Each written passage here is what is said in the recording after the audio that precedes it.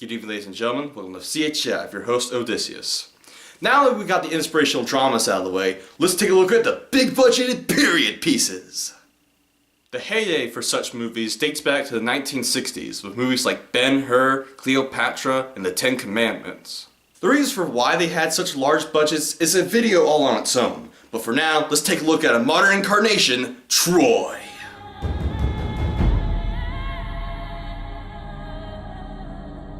In association with Plan B? What was Plan A? Because given the state of this movie, I want to know! So, Troy is based on Homer's epic poem, the Iliad. And when I say based on, I actually mean inspired by, as in they took liberties with it. So we then open with text, which will be shown later in the movie, so it's completely unnecessary. So the movie actually starts with two armies facing each other and their respective leaders coming to talk, one of them led by Agamemnon. Wow, that's a mouthful. Let's call him Aggie. Aggie wants this guy's land, so they decide on a one-on-one fight with their best dude. Agrius!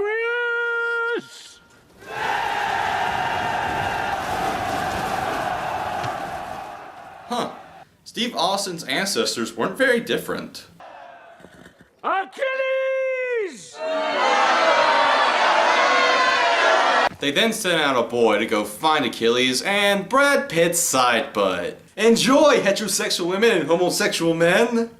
At least it's better than Brad's Pitt's. So Achilles makes it to the battlefield and... Perhaps you should fight him. Imagine a king who fights his own battles. Wouldn't that be a sight? And apparently he forgot to leave his petulant child actor at the door.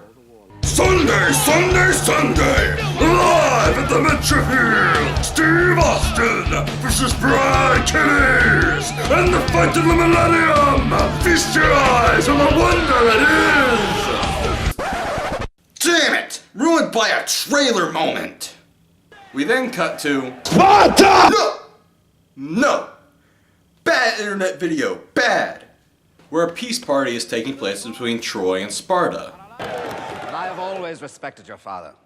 Priam is a good king, a good man. I respected him as an adversary. I respect... Lady, your husband is right there. Cut out the bedroom eyes. So, Paris goes up into Helen's room, and now I have to explain. Have you ever heard of the myth of the golden apple? Eros, the goddess of discord, once threw a golden apple into the banquet of Zeus. It had inscribed on it, "To the most beautiful." 3 goddesses claimed it: Hera, Athena, and Aphrodite. It was then decided that Paris of Troy would pick between the 3. Aphrodite made a deal with Paris that if he chose her, she would give him the most beautiful woman in the world, to which he agreed. That woman was Helen of Troy, which eventually led to the Trojan War. I should also point out that Helen in the original myth was a lot more assertive and strong-willed, whereas here she's a lot more flighty and in need of a good man. So we later find out that Paris brought Helen along. Suicide! You're doing it right! To Sparta, they'll kill you. Then I'll die fighting.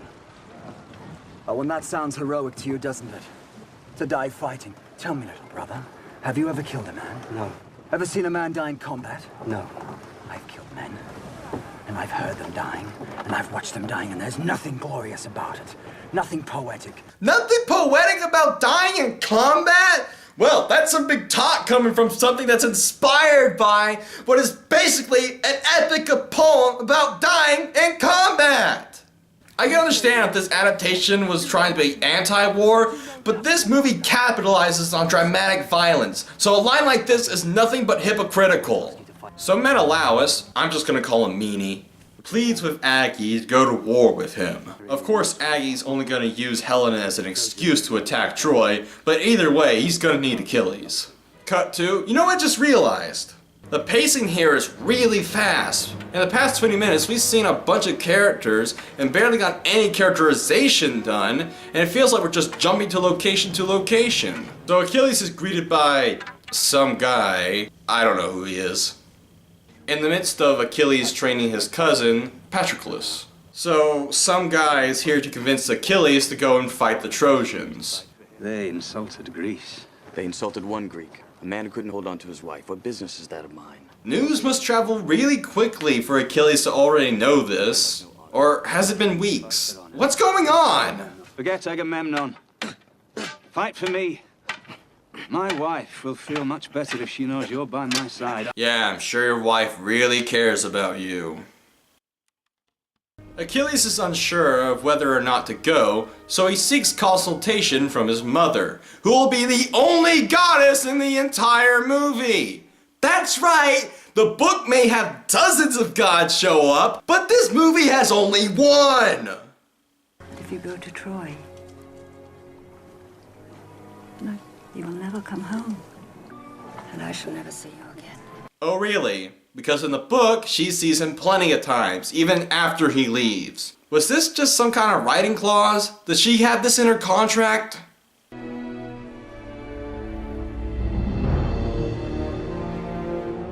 Wow, so apparently Brad Achilles has been waiting a long time for that ultimatum.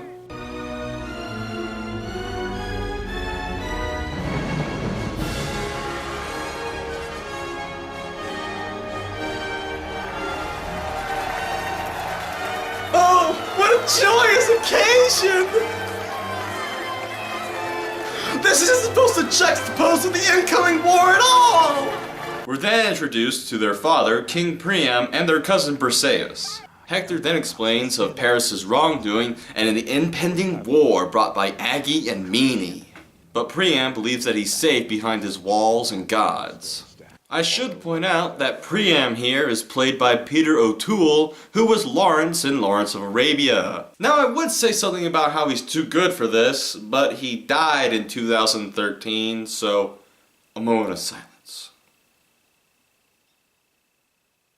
So Paris and Helen in this movie have basically become Romeo and Juliet, how they love each other and need to follow their hearts and all that other romance stuff. But again, Helen is about using her feminine wiles to influence men to get what she wants, whereas here she's more willowy and in need of a good man. Unfortunately, she picked Orlando Bloom. Anyway, here's this scene in a nutshell. I have a solution. That won't work. I have a solution. That won't work. Excellent scene, guys. Next morning, the Greeks are coming, the Greeks are coming! Also, how did they get over the Aegean in one night? It's not that small, you guys. It would take much longer than one night. So Brad Achilles sails his boat to the beach to fight the Trojans alone. He's going to take the beach of Troy with 50 men? Hey, archers, why don't you fire at them while the boat's still in the water? You know, so they'll have nowhere to go but in the water? They'll be stuck? Okay, just let them hit shore.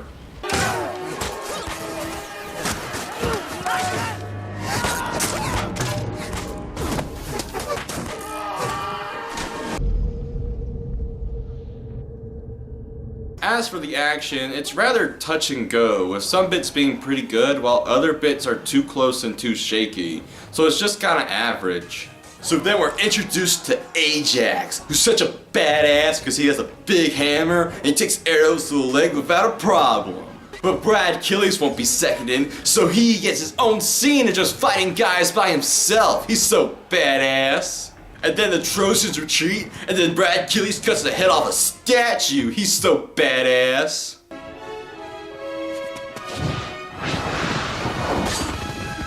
Troy. In theaters 10 years ago.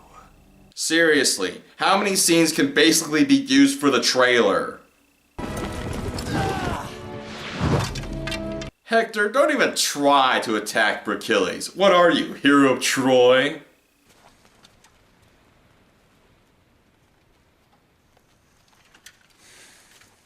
Okay, Hector, you're a seasoned veteran, right? You have to know that this is a trap. Well, you deserve that one. So Hector leaves his men behind to die so he can face Achilles himself. Jerk! You are very brave and very stupid to come after me alone. No, he's just stupid. Fight me! Why kill you now, Prince of Troy? With no one here to see you fall. Now, that is a good point and something from the book. That glory in combat can only be gained if it's seen and ultimately remembered, which is a big part of the Iliad. They'll be talking about this war for 1,000 years. In 1,000 years, the dust from our bones will be gone. Yes, Prince. But our names will remain. So Brad Achilles lets Hector go, and the Greeks start praising him as they land on shore. This totally has nothing to do with Brad Pitt himself. And again, I stress the point of how this movie is reminiscent of the classics of the 1960s, with a cast of thousands as can be seen here. Brad Achilles then makes it to his tent to find Perseus and Know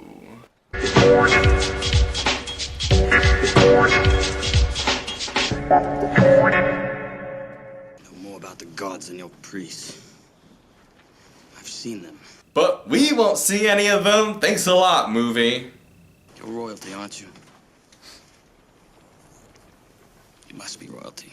So you can smell the royalty on her. What, do you cook up royalty in a big pot of stew? Do you spice them up with servants? So Aggie wants to talk to Brad Achilles, and here's the scene in a nutshell. Catty righteousness. I'm a fat, egotistical man. But things get serious when Perseus' life is threatened. If killing is your only talent, that's your curse. So Aggie decides to turn his old creepy man vibe up to 110%. And it was already at 100%. You sack of wine! What? You sack of wine! Is that supposed to be an insult? You sack of wine! You do know that wine is a good thing in ancient Greece, right? That sounds more like a compliment than anything else. Before my time is done, I will look down on your corpse and smile. And that scene ends with no real conclusion. I would have a joke, but I don't know how to end this. Next, we then cut to the Troy War Council, where Paris offers a one-on-one fight with Mene for Helen and to end the war. Later, Helen is caught by Hector running away so that she can give herself to end the war, and this is where Helen's character differences come to a head. I'm giving myself back to Menelaus. It's too late for that. I can't ask anyone to fight for me. I'm no longer Queen of Sparta. You're a princess of Troy now. And my brother needs you tonight. The one time that she makes an active choice, a choice ultimately for peace, and she's immediately shot down. But then again, this is the same guy that left his guys to die in the last scene. My lord, the army's marching. Let them march, we stay. But the men are ready. We stay till Agamemnon groans to have Achilles back. Doesn't it look like I am ready? I am always ready. I have been ready since first call. I am ready. So the Greeks and Trojans line up, and Achilles' men come to watch. So Aggie and Mene agree to the one-on-one fight, but Aggie will attack Troy anyway, even if Paris is killed. So what we basically got here is Orlando Bloom versus a Spartan king. Yeah, that's gonna go well.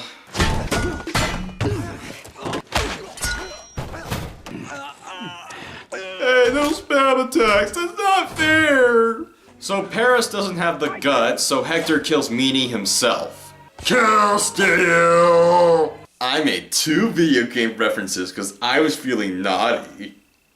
Aggie's army charges. Also, Brad Achilles is here. Get him in line! Brad Achilles, why are you telling them what to do? You're not fighting with them, and why do you care? You haven't cared in any previous scene, so why does it matter now?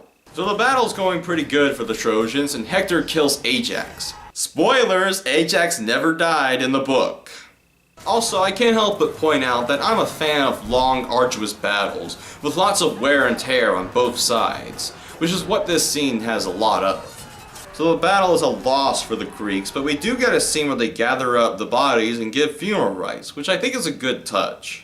So Aggie gets shit-faced over the death of his brother, and realizes that if he needs Brad Achilles to fight, he's gonna have to hand over Perseus. But he doesn't have her anymore. So he saves her from some dudes and takes her back to his tent.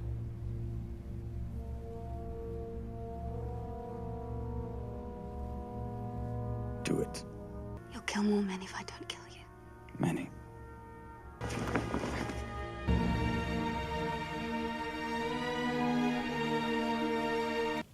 Yeah, let's take a look at this flow of romance. They met each other yesterday, hated each other's guts, he saves her life, she tries to cut his throat, and then BAM! Well, it must be the utter charisma of Brad Killies. Yeah, I don't buy that for a second. This sounds like a romance written by Frank Miller. So Brad Killies says he's going home. Tell the men to start loading the ship. We're going home. You can't do that, Brad Killies. You got the whole rest of the movie. So Patroclus is distraught, and I'm only mentioning this because it's set up for later. We can't just sail away. I'm sailing away. So the Trojans then attack at night with giant tumbleweeds! Look out! They're rolling tumbleweeds at us! Oh wait, they're flaming tumbleweeds, which would be an awesome name for a metal country band. You shake my nerves and you rattle my brain. Too much love drives a man insane. You broke my will, but what a thrill. Goodness and gracious, great balls of fire. So the battle continues into the morning, and all seems lost until...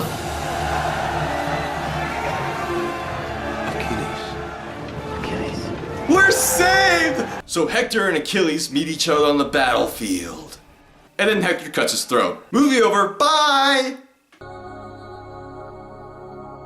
But of course, it was Patroclus. You idiot! You killed Brad Pitt's stunt double! Where are we gonna get another one? So some guy tells Hector that that was Brad Killies' cousin, which gives him a weird reaction. I don't know, I think his last reaction was more of a I am so dead than whatever this is. So one of Brad Killies' men tells him that his cousin is dead, and he takes it well. Hey, dude, don't kill the messenger. Huh. Maybe my Frank Miller comparison wasn't too far off.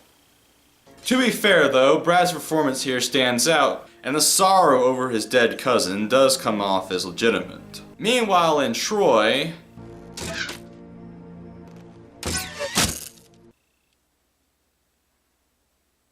Really, movie? Really? You're practically just forcing me to make a Legolas joke.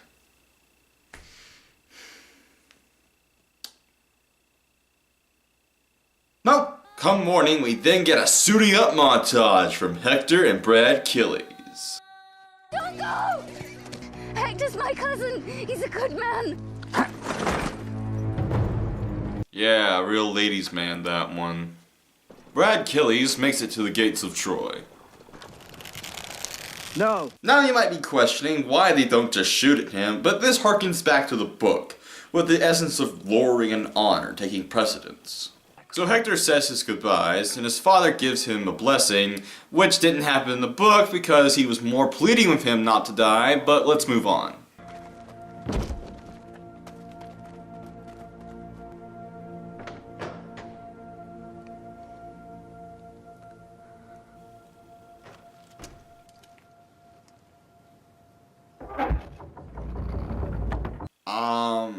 Is there a point to that? It's not like these two characters have a history. Like, is there supposed to be a connection here? Because I don't get it.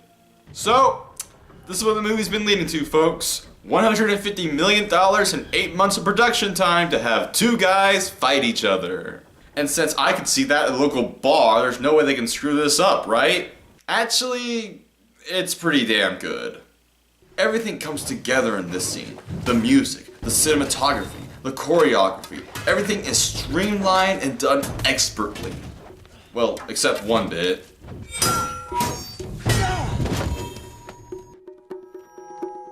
Brad Killies, you know that the shield goes in front of you, right? Not behind you? I mean, we all know you're an expert fighter, you don't have to show off. And look, he even has to turn himself around to use it properly.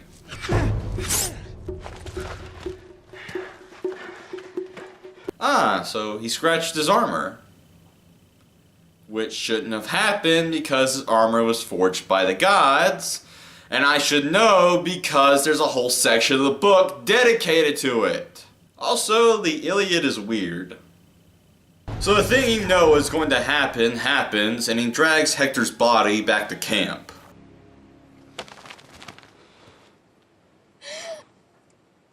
Don't worry, hun. Brad Achilles is still hot. That should console you. Then Priam shows up in Brad Achilles' tent and pleads for Hector's body. This is also where Peter O'Toole's acting really shines, with the red and teary eyes, and the overall performance is very hollowing. I have endured what no one on earth has endured before. I kissed the hands of the man who killed my son. I watched my eldest son die, watched you drag his body behind your chariot. Give him back to me. He deserves the honor of a proper burial, you know that. Give him to me. I love my boy from the moment he opened his eyes till the moment you closed them. Let me wash his body. Let me say the prayers. And while the acting here is excellent, I should note that Priam got into the camp not by his own devices. How did you get in here? I know my own country better than the Greeks, I think. But by the help of the god Mercury. But his acting is so good that it even makes Brad Pitt cry. So they both agree to the feudal games, which means that they won't attack each other for 12 days, and also Briseis shows up and Priam takes her back. Aggie takes the news well. What treason is this? Consorting with the enemy king, giving him 12 days of peace. Peace! Peace! Well, they're gonna have to find something to do with their time. Well, Odysseus, you found a way to make the sheep invite the wolves to dinner. Well, whatever the idea is, it's probably not that good. So after the funeral games, the Greeks have left and they left a giant horse statue.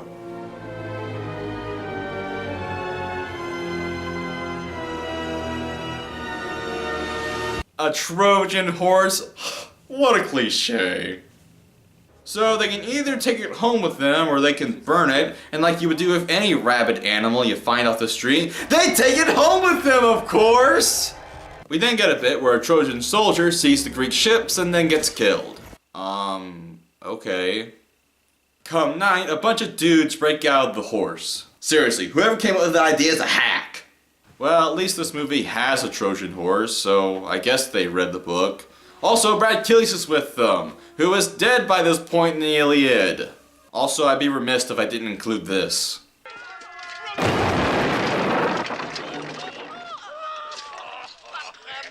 So, some guy opens the door and the Greek army pillages the hell out of Troy. Party! They pillage it so hard that Aggie has an egogasm. So, some Trojan citizens escape, but Paris stays behind to find Briseis and to keep fighting. Also, Priam is killed by Aggie. Poetic? Aggie then finds Briseis and continues his old man routine. Huh. Nice reference to Dinotasia, guys. Not that it was entirely necessary. Come with me.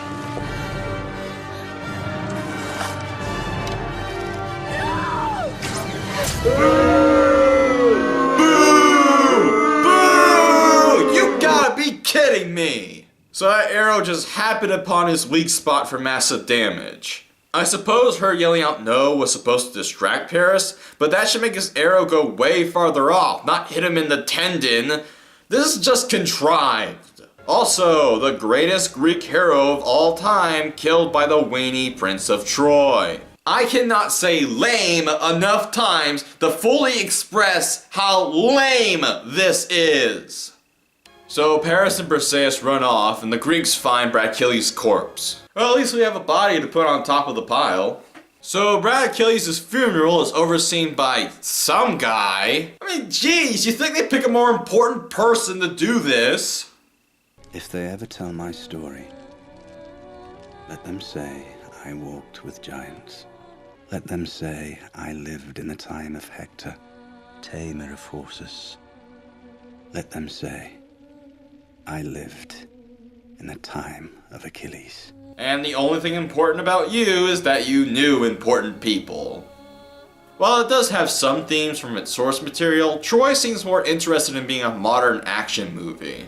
But the departures from said material seem to be placed somewhere between confusion and just downright insulting. There's really no reason why it should be so different, except maybe to appeal to a larger demographic. But the success of this movie did prove that there's still an audience out there for movies based on the Greek mythos, as well as other things. In conclusion, if you're looking for a by-the-numbers action movie, you'll definitely find one here. Just don't expect anything deeper than honor and glory.